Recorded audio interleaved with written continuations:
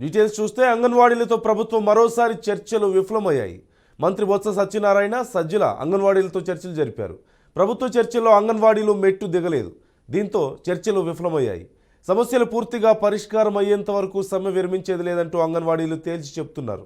అంగన్వాడీల డిమాండ్లను ఏపీ ప్రభుత్వం పరిష్కరించాలంటూ కొద్ది రోజులుగా అంగన్వాడీలు సమ్మె చేస్తున్నారు. శుక్రవారంతో అంగన్వాడీల సమ్మె 32వ రోజుకు చేరింది. అయితే పలుమార్లు చర్చలకు అంగన్వాడీల సంఘాల నేతలను ప్రభుత్వం పిలిచింది. అయితే ప్రభుత్వం వారి డిమాండ్లపై సరైన హామీ ఇవ్వలేకపోవడంతో చర్చలు విఫలమవుతూనే ఉన్నాయి. అంగన్వాడీలపై జగన్ ప్రభుత్వం ఎస్మాని ఇప్పటికే ప్రయోగించింది. అయితే ఇవాళ కూడా మరోసారి ప్రభుత్వం సచివాలయంలో చర్చలకు పిలిచింది. కానీ చర్చలు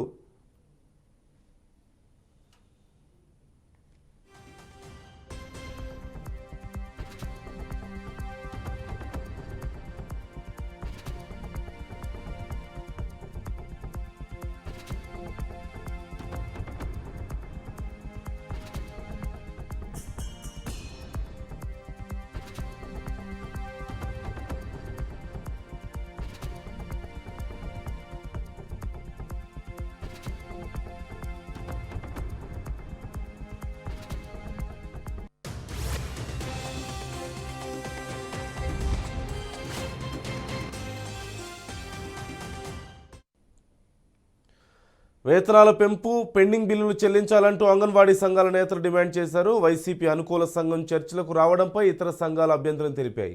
దీంతో వారి మధ్య వాగ్వాదం జరిగింది. కాసేపు పరిస్థితి అక్కడ ఉద్రిక్తంగా మారినట్లుగా తెలిసింది. వేతనాల పెంపుపై ప్రభుత్వం స్పష్టత ఇవ్వకపోవడంతో అంగన్వాడీ సంఘాల నేతలు కూడా వెనక్కి తగ్గే ప్రసక్తి లేదంటూ తేల్చి చెప్పారు. అయితే ప్రత్యామ్నాయ ఏర్పాట్లను ప్రభుత్వం చేసుకుంటుందని సజ్జల రామకృష్ణారెడ్డి అంగన్వాడీ సంఘాల నేతలను హెచ్చరించినట్లుగా తెలిసింది.